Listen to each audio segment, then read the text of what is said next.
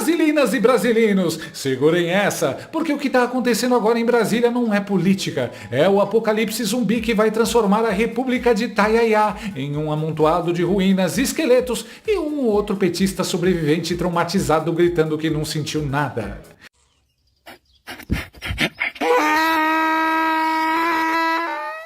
Sabe aquele momento em que o personagem secundário, que ninguém dava nada, de repente vira o cara que pode derrubar todo mundo?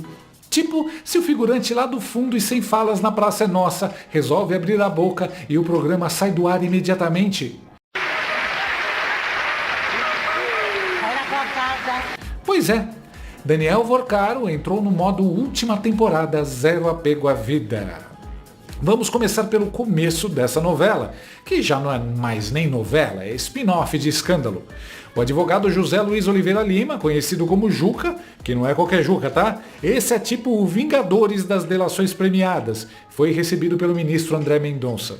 Sim, aquele encontro discreto, tranquilo, nada demais. Só um banqueiro preso, um advogado especialista em delação e um ministro do STF, o único honesto, conversando sobre abrir o bico e derrubar meio Brasil.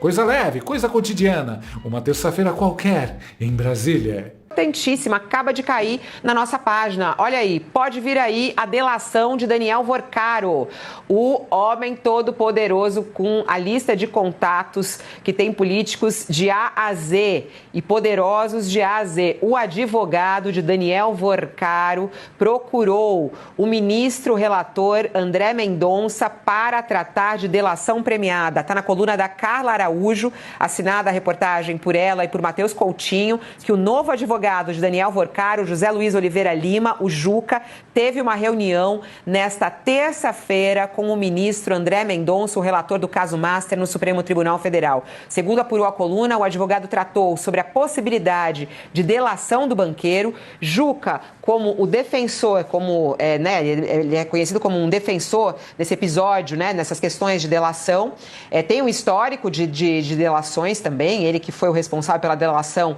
do Léo Pinheiro na Lava Jato, aquela delação bombástica na qual ele implicou o presidente Lula na época.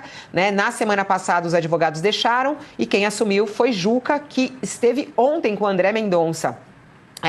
Mas como a gente até já falou sobre isso, isso também tem que ser justamente negociado com a própria Procuradoria, E aí você pensa, mas é só mais uma delação. Não, isso aqui tem cheiro de delação nível Thanos estalando os dedos.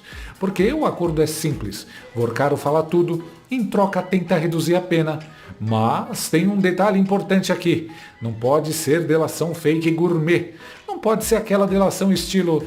Eu vou falar, mas só do inimigo político. Não, o próprio Mendonça já mandou o recado. Delação parcial, nem tenta. Quer colaborar? Então abre o jogo completo. Ou seja, não é buffet livre de acusação seletiva, é rodízio total. E aqui começa a parte totosa.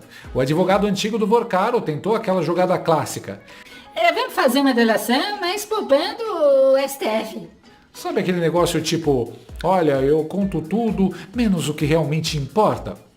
E o Mendonça respondeu basicamente assim, meu amigo, isso aqui não é Masterchef, não tem versão light. Recusou. Resultado, troca de advogado. Entra o tal do Juca. E quando entra esse tipo de advogado, meu amiguinho, não é para negociar, é para detonar. E agora começa o clima em Brasília, que não é mais tensão, é clima de filme de terror, quando alguém encontra o diário escondido no porão.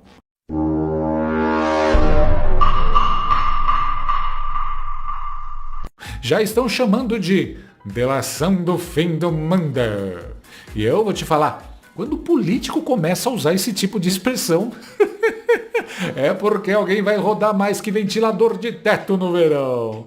Porque, até agora, o escândalo do Banco Meh já respingou em STF, um pouquinho do Centrão, governo Lula, ministros Lula, Bahia inteira praticamente. Ou seja, não é escândalo, é Wi-Fi de corrupção. Pega em todo lugar. Há um clima de delação do fim do mundo na Praça dos Três Poderes. Para sair da prisão, o dono do Banco Master, Daniel Vorcaro, já negocia uma colaboração premiada e, de acordo com informações que chegaram ao Palácio do Planalto, ele pretende puxar o PT e o governo Lula para o escândalo. Até agora, as falcatruas do Master atingiram em cheio o Supremo Tribunal Federal, além de políticos e presidentes de partidos do Centrão. Respingaram ainda no ministro da Casa Civil, Rui Costa, que era governador da Bahia à época da expansão do banco. Mas interlocutores de Vorcaro asseguram que os negócios na Bahia não envolveriam apenas a venda da empresa baiana de alimentos, a EBAL, e o cartão para servidores públicos com desconto em folha de pagamento, chamado Cred Sexta. Por essa versão, haveria vários escândalos que se conectam, tendo a lavagem de dinheiro como pano de fundo. Eu conversei com o ministro da Casa Civil, Rui Costa, que me disse o seguinte: a minha preocupação com esse assunto é zero. De qualquer forma, Rui Costa está ciente de que a artilharia agora será dirigida para as conexões do PT da Bahia com o empresário Augusto Lima, ex-sócio do Banco Master. Petistas influentes também foram avisados de que Vorcaro não vai incriminar nem o ministro do Supremo Dias Toffoli, nem Alexandre de Moraes, em sua confissão. Diante disso, restariam a ele dois caminhos: ou apontar o dedo para senadores, deputados e até governadores ligados ao Centrão e ao ex-presidente Jair Bolsonaro, ou mirar o PT para acertar o presidente Lula neste ano eleitoral. Advogados próximos ao ministro André Mendonça, relator do caso Master no Supremo, afirmam, no entanto, que uma delação light direcionada para atingir um campo político e poupar o outro não será aceita. Nesse caso, não adiantaria Vorcaro desbastar a denúncia, tirando personagens relevantes da cena do crime, porque todos os dados serão cruzados com as investigações feitas até agora pela Polícia Federal. Na outra ponta, ministros do Supremo avaliam que Lula e o PT entraram numa gincana com bolsonaristas para ver quem ataca mais o tribunal. Nessa toada, dizem que políticos de A a Z descobriram que bater no Supremo dá voto. Mas não é só isso. Ameaças de delações para todos os gostos tiram o sono de políticos e magistrados e abalam a Praça dos Três Poderes. E aí entra o Rui Costa, dizendo com toda tranquilidade: a minha preocupação com esse assunto é zero. Zero preocupação. Claro, tranquilíssimo, sereno, zen. Se você olhar de perto, a unha já acabou. O cara já tá roendo até o dedão do pé.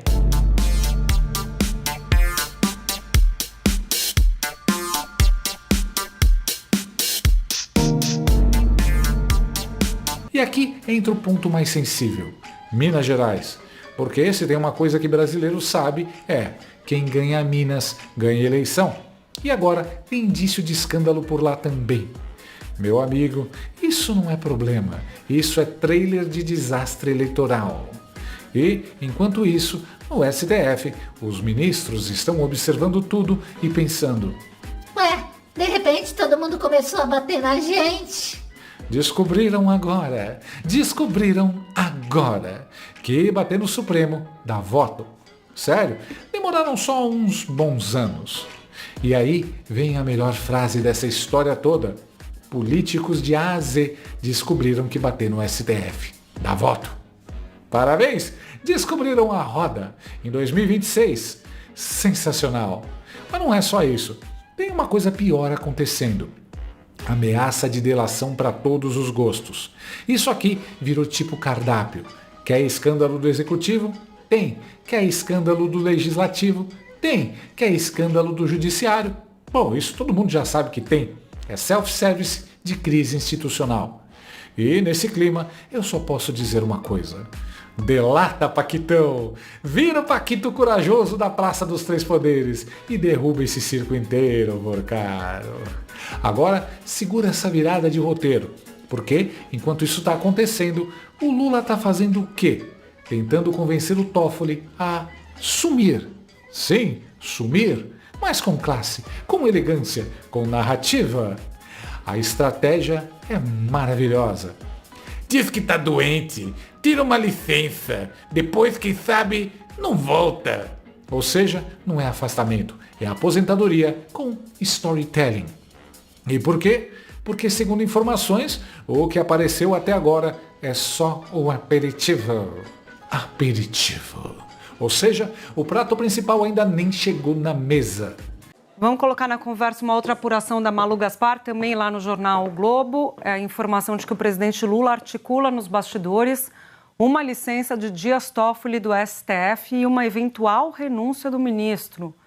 O objetivo seria evitar o surgimento de novas denúncias contra Toffoli. O blog ouviu interlocutores de Lula que dizem que o presidente tem pedido a pessoas próximas de Toffoli que o convençam a se afastar, alegando motivos de saúde.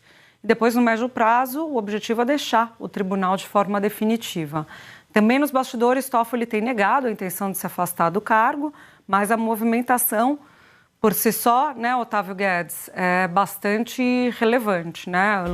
O recado é basicamente esse.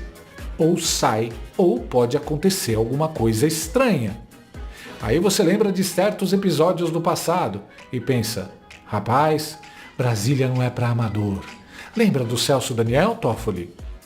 Mas o Toffoli até agora tá tipo, não saio, não vou, não quero. Tá fazendo o papel do personagem que ignora o perigo no filme de terror.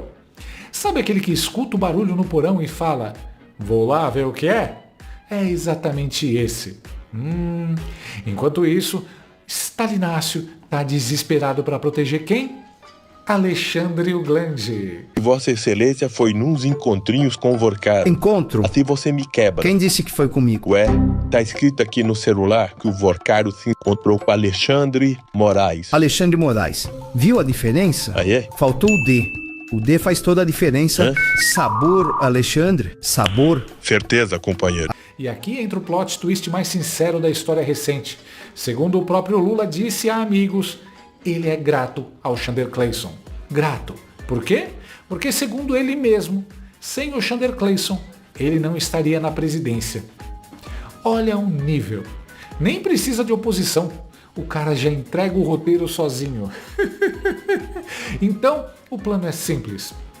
Sacrifica Toffoli, protege Chandler Clayson, tenta segurar o STF e torce para a bomba não explodir antes da eleição. Isso aqui não é política, isso aqui é xadrez 4D com peça pegando fogo num tabuleiro de dama. E aí vem a cereja do bolo, as pesquisas. 44% querem votar em quem defende impeachment do STF. 49% não confiam no STF, recorde histórico de desconfiança. Ou seja, o STF virou um novo vilão da série. E isso ajuda quem? Claro, Flávio Bolsonaro. E prejudica quem? Claro, Stalinácio. Resultado, Lula tenta apagar incêndio, só que o incêndio já virou queimada na Amazônia em agosto.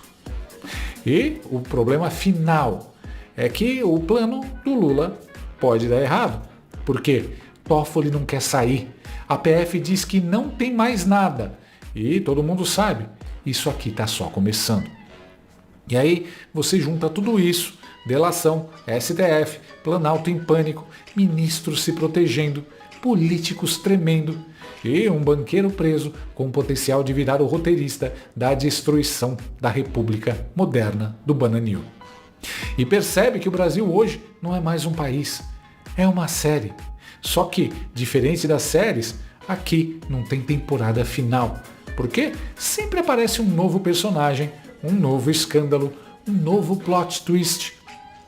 E no final, quem está assistindo isso tudo somos nós, pagando ingresso, caro, com imposto e sem direito a spoiler. Mas uma coisa é certa, se o Vorcaro abrir a boca de verdade, isso aqui não vira só escândalo, vira reboot completo da República. No fim das contas, o Lula virou o Bane, o Toffoli está dentro do avião e o Brasil só assistindo e pensando, rapaz, esse acidente aí tá com roteiro demais para ser acidente.